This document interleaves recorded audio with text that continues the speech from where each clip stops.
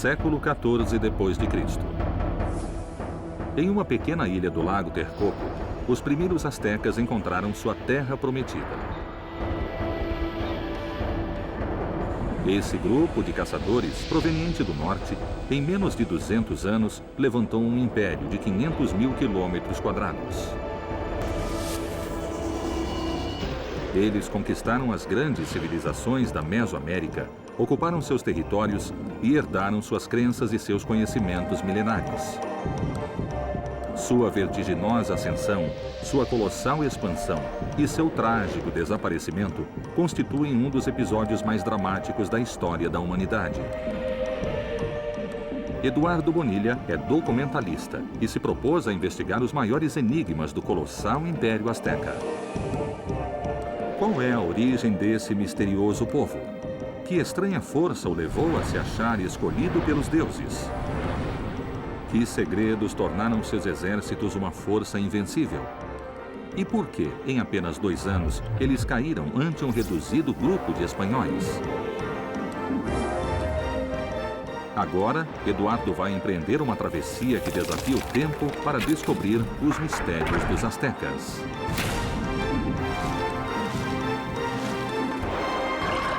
A exploração começa. Exploração Azteca.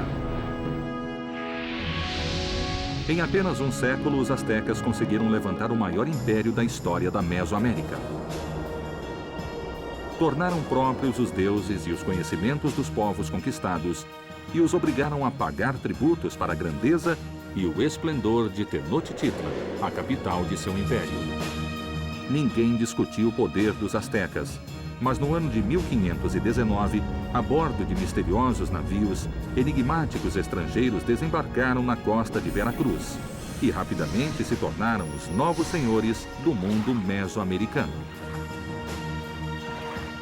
Depois da conquista, os espanhóis transformariam a fortaleza de San Juan de Ulúa no porto de onde partiam seus faustosos carregamentos de ouro e prata para a Europa. O último trecho da exploração segue os passos de Hernán Cortés para entender como ele pôde conquistar em apenas 2 anos um dos mais poderosos impérios da América. Aqui começou o trágico final dos astecas, e a historiadora Judith Hernandes é quem melhor conhece o primeiro e principal porto espanhol do Novo Mundo. Podemos dizer que aqui começou a conquista do México e a queda do Império Azteca. Mas qual a importância do porto de San Juan de Ulúa em especial? Estamos em um lugar que realmente é emblemático e possivelmente um dos mais representativos para a história do México. Quando Cortés chegou, era um arrecife de base e com uma pequena ilha, que era um lugar dedicado a Quetzalcóatl. Um antigo mito conta que o homem-deus Quetzalcóatl partiu da costa de Veracruz para o Oriente e que desse mesmo lugar voltaria para reclamar o controle da Mesoamérica. Quando Cortés chegou, todos acreditaram que a legendária serpente emplumada tivesse voltado. Os adivinhos de Montezuma diziam que Quetzalcóatl ia chegar pelo mar, e então eles pensaram que Cortés fosse ele. Então Cortés chegou nessa hora, mas que sorte, não? Ele estava com Sim. as cartas a seu favor. De fato, Montezuma mandou seus emissários perguntarem se ele era Quetzalcóatl e se tinha vindo recuperar o poder. Como você acha que Cortés era? Muito astuto, mas principalmente Cortés tinha uma grande ambição de poder. Quando Montezuma mandou seus emissários perguntarem se ele era Quetzalcóatl, Cortés se aproveitou imediatamente. Isso permitiu que ele tivesse um porto onde abrigar seus navios, mas principalmente ter um canal para chegar à cidade do México. Cortés descobriu um novo mundo e compreendeu rapidamente que teria uma oportunidade única para apoderar-se dele. E ele não permitiria que nada se interpusesse em seu caminho. Diz a lenda que depois de ter desembarcado, o capitão espanhol ordenou queimar seus barcos para evitar que os soldados abandonassem sua ambiciosa meta. a arqueóloga submarina Laura Carrilho explora as águas de Veracruz atrás de vestígios das primeiras frotas espanholas. Que tipo de embarcações chegaram aqui no momento da conquista? Bom, vieram vários tipos. Vieram galeões, urcas, vieram outros tipos que chamavam de navios ou paquetes, vários tipos de embarcação que compunham a frota. Como arqueóloga submarina, o que você já encontrou? Principalmente artilharia e âncoras. Tudo mais ou menos na área dos arrecifes, porque as correntes vão levando essas coisas para lá. Aqui nos arrecifes de Veracruz, nós podemos encontrar materiais que vão do século XVI até o século XX. Bem, então vamos mergulhar? Para ver se a gente acha algo. O leito marinho de Veracruz guarda restos dos inumeráveis naufrágios sofridos pelos primeiros espanhóis que se aventuraram no desconhecido universo mesoamericano. A exploração submerge nas profundidades da costa do Golfo, em busca de indícios que permitam imaginar os sonhos e os medos daqueles que se tornariam conquistadores.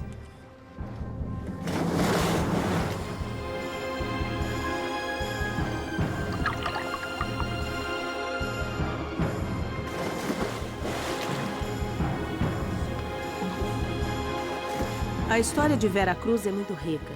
Já são 500 anos de história neste porto. 500 anos de navegação. E é fácil encontrar restos de embarcações ou das cargas daquilo que transportavam. Então, a variedade da riqueza cultural que você encontra nestas águas é inestimável.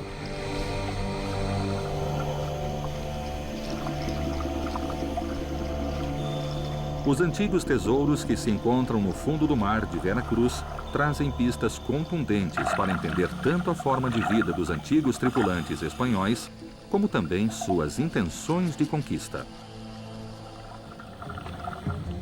A arqueologia submarina denomina peças a cada um dos destroços que se conservam sob as águas. Temos interpretado as peças ou destroços como cápsulas do tempo, no sentido de que encerram nelas uma parte da história. Mas temos que considerar que não são contextos completamente fechados ou contextos que não se alterem, porque os materiais orgânicos vão se desmanchando. Em geral, o que dura são os sólidos, canhões, âncoras, ferragens, as partes feitas de metal. Evidentemente, as peças arqueológicas mais bem conservadas nas profundezas de Veracruz faziam parte da maior vantagem que os espanhóis tiveram sobre os astecas: o manejo do metal e suas poderosas armas de fogo, os letais arcabuzes e os mortíferos canhões. Terá sido o armamento espanhol o que selou o fim do Império Azteca? Teriam sido realmente cruciais as estratégias implementadas por Hernán Cortés para levar a cabo a conquista? Em relação às embarcações de Cortés, há várias versões. Há pessoas que dizem que sim, que ele as afundou. Há quem diga que ele as deixou ancoradas na costa. Mas antes de voltar e de queimar ou então afundar os navios, eles tiraram tudo o que havia de útil neles. Supõe-se que deixaram a estrutura das embarcações e mais nada. Além do verdadeiro destino que foi dado às embarcações com que Cortés chegou ao solo mexicano pela primeira vez, a lenda permite imaginar o capitão espanhol como um homem disposto a tudo para alcançar a glória. Sem seus navios, os soldados não tinham escapatória. Só podiam vencer ou morrer. A primeira parada na rota do conquistador foi a capital do reino, Totonaca, a cidade de Zempoala. Ali, Cortés descobriu que esse povo estava há décadas pagando tributos aos astecas. Habilmente, Cortés ofereceu liberá-los da sujeição imperial, em troca de destruírem seus símbolos religiosos e jurarem lealdade ao reino espanhol. Ele garantiu que seu Deus era único e todo-poderoso. Incrivelmente, os totonacas aceitaram o trato e alocaram 13 mil homens ao misterioso senhor que todos confundiam com Quetzalcóatl. O novo exército marchou sobre o reino de Tlaxcala, que também foi vencido e se aliou aos espanhóis.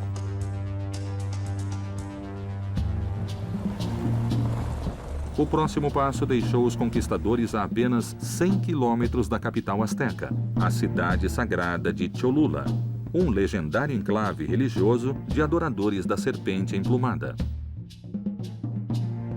Quando Cortés chegou, exigiu se reunir com os sumos sacerdotes e a nobreza guerreira do lugar e levou a cabo um dos mais brutais massacres da conquista. O arqueólogo militar Marco Cervera explica os objetivos de um dos planos mais macabros do exército espanhol. Que importância teve esse lugar na rota de Cortés rumo a Tenochtitlan? Veja, basicamente este lugar, não só para Cortés, mas em geral, foi um lugar muito importante na história mesoamericana. Aqui o deus patrono era Quetzalcoatl e é exatamente embaixo deste edifício, deste templo franciscano, que deve estar a estrutura de Quetzalcoatl. Foi aí que se deu o famoso massacre de Cholula. Quando Cortés chegou a Cholula, ele afastou vários guerreiros, a pretexto de dar a eles uma importante notícia. Mas o que Cortés queria era fechar a praça principal, onde estava o templo de Quetzalcoatl, e começar a matança. As pessoas estavam desarmadas, foram pegas de surpresa e foi literalmente uma carnificina, um rio de sangue. Existem dados sobre esta matança? Estimativas? Quantas baixas ocorreram do lado dos pré-hispânicos? Foram achados cerca de 670 corpos, jovens, adultos, mulheres e crianças, com sinais de violência, decapitados, sinais de violência nas extremidades. Então foi uma emboscada pensada contra civis, contra a população civil, mesmo. é isso? Por isso se fala sempre em massacre, não em batalha, não é? Supondo que este choque tivesse acontecido entre dois exércitos convencionais, que lado teria levado vantagem em função das armas? Eu acho que o ideal para responder a isso será recorrer à arqueologia experimental. Então, convido você a fazer alguns testes. Muito bem, vamos ver então. O novo exército de Cortés contava com mais de 20 mil aliados indígenas, 450 soldados espanhóis, dezenas de cavalos e suas poderosas armas de fogo. Mas a milícia asteca era a força mais poderosa do Novo Mundo. O que terá selado o destino fatal do Império Azteca? Foram as modernas armas espanholas a chave que possibilitou a conquista? Exploração Azteca. A seguir, aqui você tem uma das armas, em certo sentido, protagonista da conquista. É um arcabuz. Com muito cuidado, se põe a pólvora.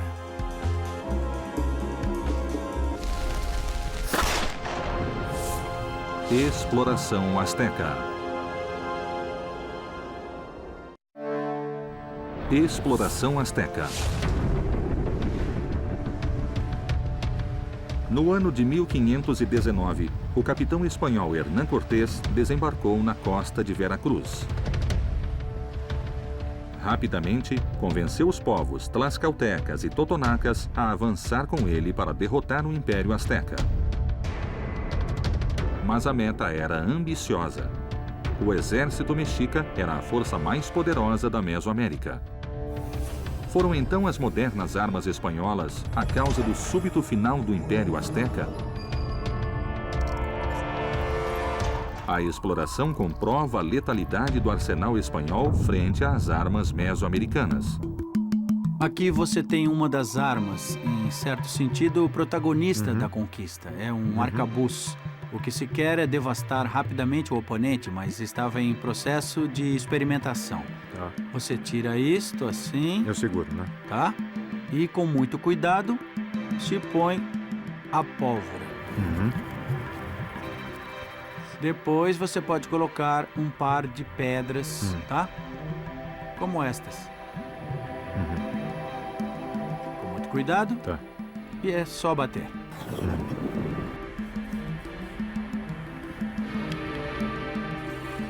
Tá bem. Quer meu isqueiro emprestado? Por favor. Ó.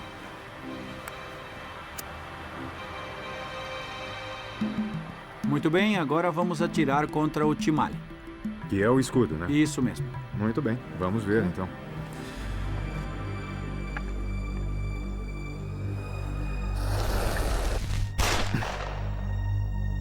Parece que eu acertei. Vamos ver o que conseguimos. Se você olhar deste lado, o tiro entrou um pouco. Olha só. Dá pra ver que ele não entrou por inteiro.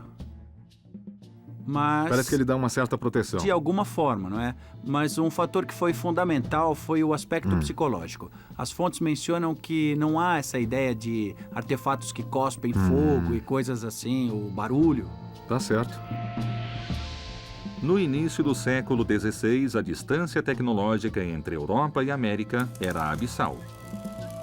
Um guerreiro asteca contava com armaduras de algodão para sua defesa e lanças, flechas e bastões com fio de obsidiana para o ataque. Em troca, um soldado espanhol estava protegido pelo impenetrável peito de metal e atacava com mortíferas espadas, arcabuzes e alabardas. As armas de metal estavam praticamente no apogeu. Já estavam chegando a aperfeiçoar certas armas. Este é um protótipo do que se chamava alabarda. Vamos ver que função, que capacidade essa arma tem contra um escalpel. Sim? Claro. Basicamente, você se apoiaria assim e passaria ao ataque. Você quer provar? Opa, com certeza.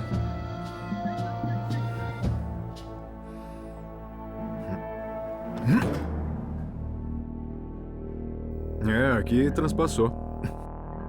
Se você olhar, vai ver o tipo de ferida que causa. Obviamente, o peitoral de algodão não é suficiente para armas dessas características. A maior vantagem tecnológica do arsenal espanhol frente ao asteca eram as armas de fogo. A expedição de Cortés levava uma dezena de canhões e uma centena de arcabuzes. Mas sua eficiência era baixa. Os guerreiros astecas rapidamente implementaram avanços em zigue-zague e conseguiram desviar-se dos ataques. Finalmente, a arma que marcou uma diferença foi a espada. Para começar, a espada tem vários pontos a seu favor contra as outras armas. O primeiro é que é de fácil manuseio. Quer dizer, qualquer um pode pegar uma espada e atravessar ou cortar. Uma arma desse tipo compreende uma lâmina e isto se chama guarda. Isto aqui, olha. A função da guarda é, durante o combate, justamente prevenir qualquer ferimento na mão. Agora vamos ver a contrapartida indígena, nesse caso o macuautle, que é esta arma. Tá vendo? Se fizermos a comparação, talvez a pergunta seja o que aconteceria entre uma espada espanhola e uma asteca. Se você quiser, vamos combater para ver a diferença. Está bem. Antes medimos Isso, a distância. é mais ou menos essa, tá bom? Tá. E vamos ver o que acontece. Você avisa. Sim, pronto, vamos lá. Tá vendo? Ela logo se quebrou, não é? Evidentemente, a A espada... espada ganha de longe, né? Isso mesmo, pela tecnologia que contém. Sim, porque essa pode aguentar poucos golpes e nada mais. E nada mais. A espada continua sem problema. Isso mesmo, mas não foi o fator básico. Terem armas melhores não definiu a conquista. Foram muitos outros fatores, entre eles o aspecto psicológico, a dúvida se eles eram deuses ou não e, obviamente, o maciço apoio do exército indígena. Antes da chegada dos espanhóis, os feiticeiros do imperador asteca Montezuma II identificaram 8 presságios funestos. O primeiro deles foi um cometa que cruzou o céu de Tenochtitlan. Terá Cortés se aproveitado da misteriosa profecia? Após o massacre de Cholula, ele começou a marcha para a capital asteca e as tentativas de Montezuma para detê-lo foram em vão. Finalmente, em 8 de novembro de 1519, o exército de Cortés entrou em Tenochtitlan e o capitão espanhol se reuniu com o imperador asteca. Sugestivamente, segundo o calendário mesoamericano, esse era o dia de Quetzalcoatl. Montezuma II decidiu hospedar os misteriosos estrangeiros no palácio de seu pai, Axayacatl. O escritor Héctor de Mauleón estudou os pormenores do fatídico local. O que exatamente aconteceu aqui? Bom, nós estamos em uma esquina da cidade que efetivamente foi crucial. Atrás de nós está o local onde Cortés e seu séquito foram alojados por Montezuma. O próprio Cortés escreveu ao rei dizendo que o que viu nesse lugar era tudo o que havia sob o céu. Sei. Uma versão diz que era o tesouro do pai de Montezuma. E foi nessa esquina que os espanhóis começaram a fuga chamada de A Noite Triste. Entendi. Os espanhóis haviam sequestrado o imperador Montezuma II e, para dar uma lição aos astecas, levaram adiante o brutal massacre do Templo Maior. Então, a rebelião explodiu e Cortés empreendeu a fuga pela atual rua de Tacuba. O exército espanhol se organizou em 3 colunas, carregadas de armas e tesouros. Mas, apesar das precauções, foi descoberto e atacado por dezenas de canoas astecas. Os astecas os rodearam imediatamente com suas canoas e começaram a lançar sobre eles uma chuva realmente pavorosa de pedras e de flechas. Mas o momento mais trágico de todos ocorreu na segunda ponte, fora dos muros da cidade, conhecida como Ponte dos Toltecas, onde hoje fica a igreja de Santo Hipólito. É muito provável que tenha sido aqui o local do maior massacre. Aqui caíram canhões, caíram pessoas e caíram riquezas. Os que vinham atrás tinham que passar por cima dos mortos. O grande exército conquistador de Cortés, a essa altura, já era uma debandada de homens que fugiam por suas vidas, é isso? Existe uma versão que diz que foram 1.200 mortos, outra diz que foram 600. Mas o choque que os espanhóis sofreram foi tal nessa ponte, nesse lugar, que tempos depois, quando já tinham tomado a cidade, escolheram este mesmo local para construir um templo dedicado a comemorar o triunfo da cidade. Em 30 de junho de 1530, o Império Azteca se levantou contra os espanhóis até quase exterminá-los. Grande parte dos soldados do exército invasor pereceu nos canais de Tenochtitlan, e os sonhos de conquista de Hernán Cortés pareciam enterrados. Nós estamos na Árvore da Noite Triste, é um lugar emblemático onde, segundo a lenda, Cortés se sentou para chorar a derrota. Ele viu sobreviventes e então fez uma série de perguntas. A primeira pergunta foi se o construtor de barcos, um homem chamado Lopes, havia sobrevivido ou tinha morrido durante a fuga. Quando disseram que ele sobreviveu, Cortés respondeu: então não perdemos nada. Isso quer dizer que ele já pensava em tirar com vida os poucos homens que restavam, levá-los embora e reagrupá-los com seus aliados tlaxcaltecas e para começar a pensar no que iria acontecer um ano depois, em 1521, quando se deu o grande avanço e a tomada definitiva de México Tenochtitlan. Gravemente ferido e com seu exército dizimado, o capitão espanhol retrocedeu até o reino dos aliados tlaxcaltecas. Segundo o mito, os sábios do lugar socorreram e curaram as tropas espanholas. Hoje, em Tlaxcala, ainda se pratica a medicina tradicional que ajudou a recuperar os invasores. E a terapeuta Maria Adelaida Avelino se especializou em uma dessas técnicas ancestrais de cura, o Temascal. De onde vem o Temascal? Olha, que eu saiba, veio dos astecas. Quando ia haver guerra, colocavam os guerreiros no Temascal para se purificarem. E a mim? Você vê como? Pode fazer um diagnóstico, sei lá? Abatido. Eu venho de uma viagem bem comprida. O que você recomenda? Um banho de Temascal. Quando os homens iam para a batalha, as mulheres ficavam esperando, achando que voltariam feridos. Então elas preparavam suas plantinhas, porque curavam tudo com plantas e no Temascal. Ao chegar a Tlaxcala, os sobreviventes espanhóis foram atendidos pelos médicos locais. É provável que o Temascal tenha sido uma das técnicas de cura que utilizaram. Mas após a conquista, seu uso foi proibido por ser considerado um ritual pagão. Agora, você entra de costas. Põe as mãos no chão.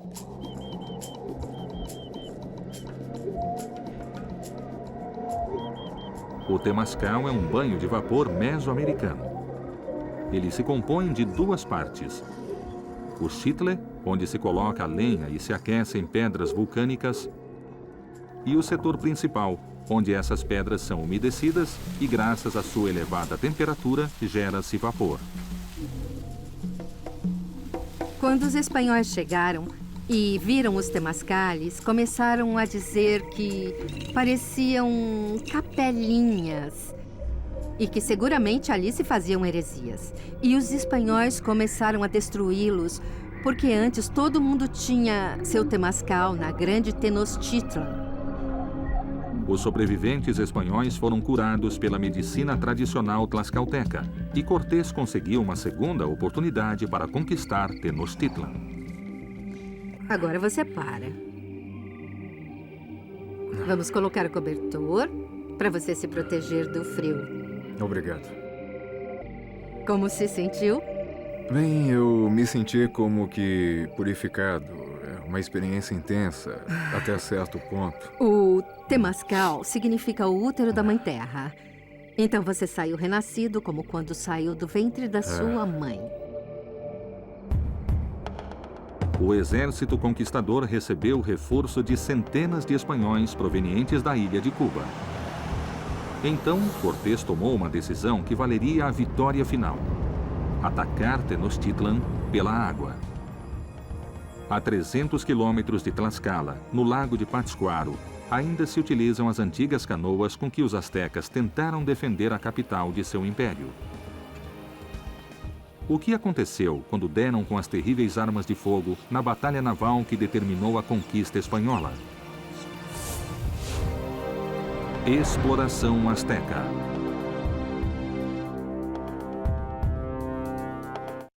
Exploração asteca.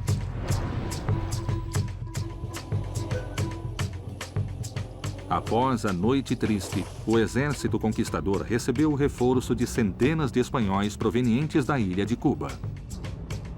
Hernán Cortés havia decidido a estratégia de contra-ataque, uma fulminante batalha naval. Para levá-la adiante, ele ordenou a construção de bergantins, com os restos de suas embarcações. O historiador Inácio Silva Cruz estudou em detalhe a ofensiva espanhola sobre a cidade sagrada asteca. Por que Hernán Cortés fez seu contra-ataque depois da Noite Triste por água? Porque, de fato, quando ele saiu pelas chamadas calçadas, na Noite Triste, Sei. ele teve grande quantidade de baixas. Exatamente porque os mexicas atacaram pela água. Então, ele construiu bergantins com alguns restos que trouxeram de Veracruz e, aproveitando a madeira dos lugares onde estiveram, principalmente Tlaxcala, onde naturalmente Cortés aproveitou para se aliar a grupos indígenas descontentes com os mexicas que os haviam oprimido, que eram realmente tiranos. Eduardo, eu gostaria de Tá apresentar Emanuel e Alberto. Eles são peritos em arcabuces. Em fins de julho de 1521, Cortés chegou à costa de Tenochtitlan. Seu exército era formado por 800 espanhóis, dezenas de milhares de aliados indígenas e 8 poderosos bergantins. Nesse dia, começou a batalha final.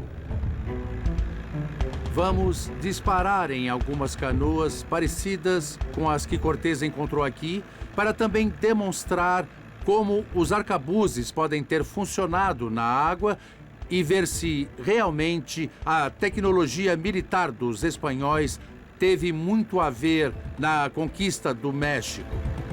Cortés, depois da Noite Triste, se deu conta de que, se atacasse pela água, a vitória seria muito provável, porque os mexicas teriam de navegar em canoas não preparadas para combates em guerras.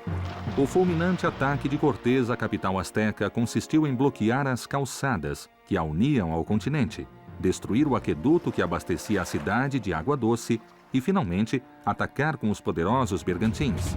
Após 17 dias de ataque ininterrupto, os astecas tiveram de se render. Terão sido as armas de fogo a causa principal da vitória espanhola? Esta é uma canoa similar à que os astecas usavam na época da conquista. Então, esse tronco que está aí vai ser o alvo que você vai apontar e você vai ver que era bem complicado atirar. Tudo isso tinha de ser feito em meio à batalha. No meio não da é? batalha, e isso põe você em desvantagem frente ao atacante. Agora você aponta.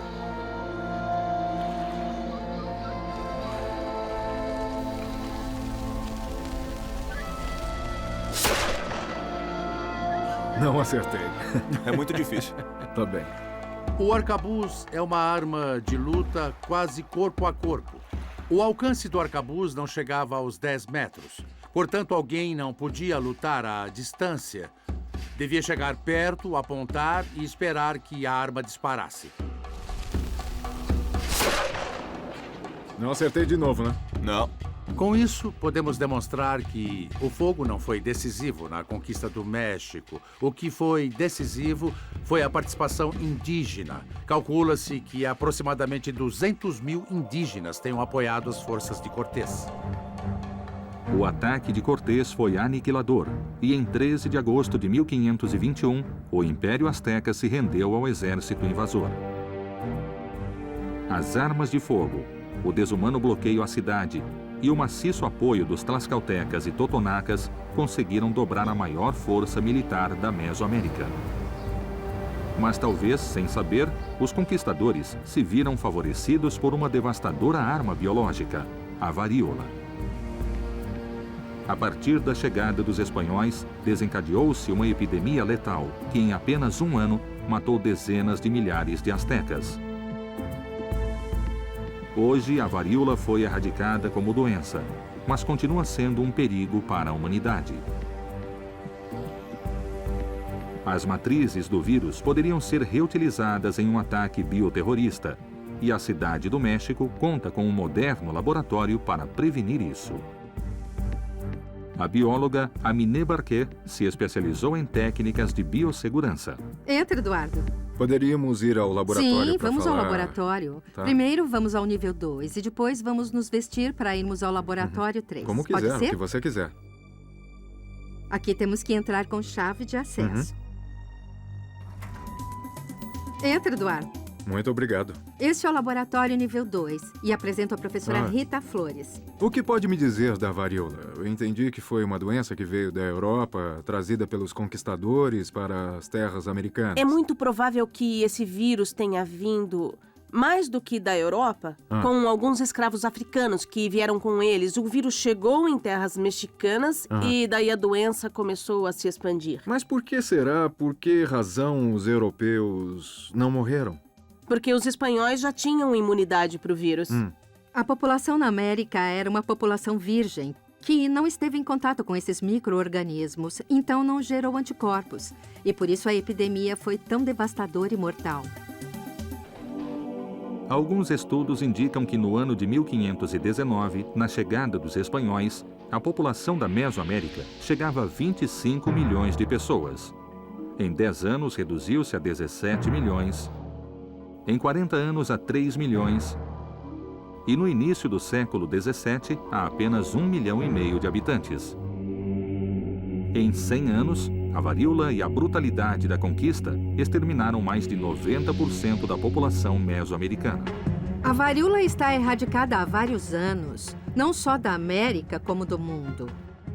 Mas precisamos guardar as matrizes de referência por causa de alguma liberação intencional de bioterrorismo, que pode causar alta mortalidade e devastar populações inteiras.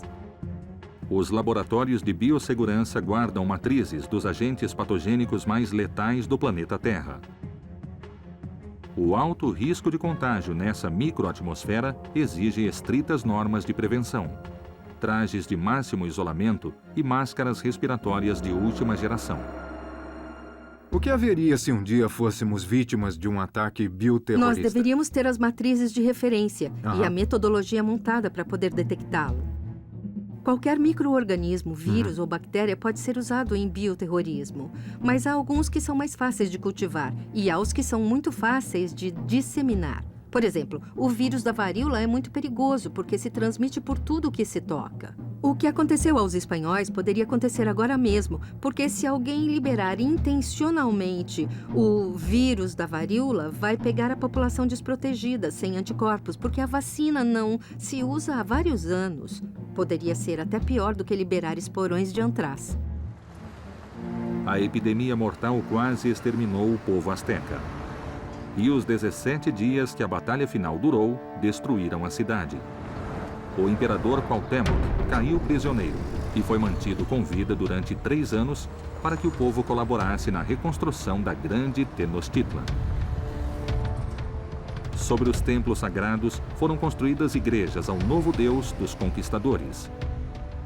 A capital asteca serviu de base para a Nova Espanha. Hoje, no Distrito Federal, convivem os restos desses dois mundos que se chocaram tragicamente e deram nascimento ao atual povo do México. Sob o piso do Museu Nacional das Culturas, acham-se os restos do palácio onde talvez Montezuma II, apesar dos funestos presságios, decidiu permitir a primeira entrada de Cortés em Tenochtitlan. Quase 600 anos depois da morte do grande imperador, uma de suas descendentes diretas, Blanca Barragán Montezuma, guarda segredos que sua família preserva ao longo de 15 gerações. Exploração Azteca.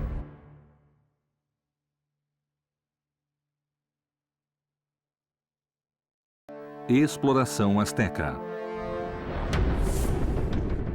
Em 13 de agosto de 1521, após 17 dias de uma batalha atroz, o Império Azteca se rendeu. Paradoxalmente, a terra prometida por seu deus Huitzilopochtli foi cenário tanto do início quanto do fim do colossal império. Hoje, na moderna cidade do México, ainda existem herdeiros do imperador azteca Montezuma II. A descendente Blanca Barragán Montezuma preserva as histórias secretas dos últimos momentos do glorioso império. Com o início desta cerimônia muito especial, eu vou perfumá-lo para que fiquemos todos aqui em harmonia.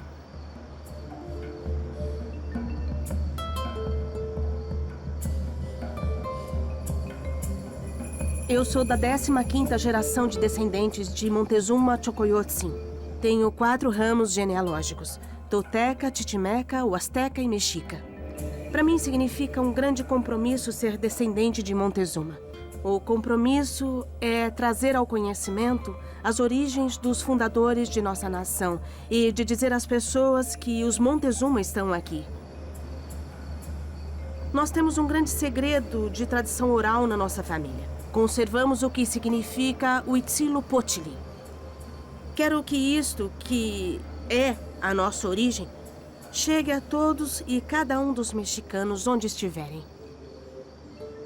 Huitzilopochtli foi o principal deus dos astecas. Um dos documentos fundamentais que narra a origem mítica do império representa esse deus solar como um pacote que a tribo asteca carrega desde que abandonou a ilha de Aztlán. Qual será o enigmático conteúdo do pacote sagrado? Para mim é um grande tesouro. É um grande compromisso e uma grande responsabilidade. Este pacote, como se chama comumente, é Huitzilopochtli, nosso guia. É minha tradição oral, é o espírito, a identidade do povo do México. Huitzilopochtli foi o deus tribal que designou os astecas como povo eleito e que os guiou ao longo de 200 anos em sua peregrinação até a Terra Prometida, uma ilha do lago Texcoco, onde fundariam a capital de seu império, México Tenochtitlan.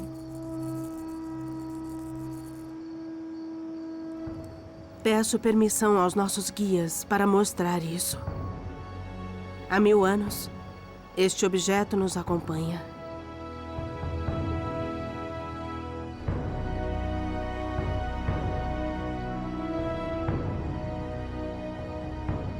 Durante quase 1000 anos, o deus Huitzilopochtli acompanhou os astecas em cada um dos momentos de sua fascinante história. E ainda hoje, a família Montezuma lhe rende culto, tal como fizeram seus legendários antepassados. Aí estão as raízes, aí estão os cheiros, as peles, a terra de origem com que viajaram para que não esquecessem de onde tinham saído. Isso significa que são as raízes justamente de um povo e uma nação. Simples assim. E assim poderoso é Huitzilopochtli. Esse é o guia. É nossa memória. É para que não esqueçamos de onde somos e onde estamos. Precisamos nos unir. Estamos muito desunidos. A invasão nos cortou fundo, nos dividiu muito. Mas tenho plena confiança de que conseguiremos seguir caminhando. A exploração chega ao fim. Os descendentes do grande imperador Montezuma II revelaram a essência de Huitzilopochtli o deus que guiou os astecas desde Aztlán até o Vale do México, onde a pequena tribo de caçadores se deslumbrou com a grandeza de Teotihuacan. Esta foi a primeira grande civilização que dominou a Mesoamérica, e o povo asteca se dispôs a alcançar sua glória, amparado na certeza de ser o povo eleito pelos deuses. A exploração entrou na nação Hopi, um antiquíssimo povo do sudoeste dos Estados Unidos. Seus misteriosos símbolos sugerem que seu território poderia ter sido o lugar de origem dos astecas. Este é um símbolo muito raro. Basicamente é um mapa. Ele mostra a direção das migrações do clã. Para o sul, o símbolo é uma serpente. Então o símbolo pode ser dos astecas, o que está para o sul? Sim, pode haver uma relação. Os astecas podem ter sido membros do clã Hopi da Serpente. 1000 anos atrás, o enigmático clã migrou para o sul quando o campo vulcânico de São Francisco entrou em erupção. Nessa área nós temos o clã da Cascavel, que vivia aqui quando a erupção começou. Então, aquilo foi um sinal para eles, e grupos como o da Serpente podem ter se dividido. Alguns foram para o sul, outros para o leste e outros em direções diversas. Os astecas poderiam ter sido, alguma vez, parte dos... Compartilhamos uma cultura comum, símbolos, linguagem, e isso mostra que ainda estamos ligados por laços muito antigos que vieram desde aqueles tempos. Após abandonar Aztlán, os astecas tiveram de migrar durante mais de 200 anos até que finalmente acharam sua terra prometida. Ali, levantaram México Tenochtitlan, sua cidade capital. Hoje, nesse mesmo lugar, o povo mexicano continua com algumas das tradições do legendário império. Cada dia, 12 de dezembro, há uma peregrinação até a base do Cerro Tepeyac. O fervor religioso asteca continua vivo em seus descendentes. 700 anos atrás, foi essa mesma fé que o impulsionou a conseguir o impossível: deixar de ser vassalos para se tornarem, em apenas 100 anos, senhores do Vale Mexicano. Seu primeiro passo na trajetória rumo ao poder foi apropriar-se das montanhas sagradas dos arredores do Lago Texcoco. É preciso haver um cerro como o da Estrela, com muitas cavernas, para sugerir que há muitos dutos que podem conduzir ao inframundo. Nesse imaginário antigo, todas as noites o Sol tem de passar por essa região para que o ciclo possa se repetir. Aqui ainda podemos encontrar cerâmicas, alguns vasos. Isso tudo aqui eram oferendas? Definitivamente. Eles sacramentaram e nos deram a mensagem de que esses eram espaços limite. Sei. Então, estas cavernas não têm só uma função religiosa, mas também política, porque era a classe governante, É claro. que se legitima a partir dos rituais e dos lugares de origem. Para legitimar seu poder, os astecas tiveram de assimilar o culto das divindades da Mesoamérica. A mais de 4.000 metros de altura, levantaram um imenso oratório ao grande deus da chuva, Tlaloc. Aqui você tem o maior templo da Mesoamérica, a maior altitude. Esse era o montículo principal dentro do templo, onde ficava o sacerdote de Tlaloc, esperando que levassem a ele um dos meninos que seria oferecido, e aí o sangravam. Com a importância que davam à divindade, os astecas sabiam que poderiam se sustentar como grupo hegemônico para sempre. Após a conquista, o panteão de deuses astecas se fundiu com a religião dos conquistadores. Diz a lenda que no ano de 1531 apareceu pela primeira vez a Virgem de Guadalupe, no exato lugar onde se encontrava o oratório de Coatlicue, uma das principais deusas astecas. Assim, a colônia espanhola continuava a tradição imperial mexica, assimilar os cultos e os conhecimentos dos povos conquistados. Os astecas conseguiram dobrar as grandes civilizações da Mesoamérica. Seus esquadrões de elite, os Cavaleiros Águia e Jaguar, foram a força militar mais poderosa do México Antigo. Para alcançar esse prestígio, participavam de batalhas rituais a que chamavam Guerras Floridas. Seus principais adversários foram os tlaxcaltecas. Geralmente, o que veríamos é uma submissão desse tipo, tá? E a amarração do inimigo antes de passar ao próximo cativo. As Guerras Floridas não eram a verdadeira essência da expansão mexica, mas sim as guerras de conquistas. Os astecas eram inigualáveis. Seu arsenal militar não encontrava uma força que pudesse detê-lo. Sem dúvida alguma, esta arma foi um dos motores fundamentais na expansão militar mexica. Então vamos a isso. Bom.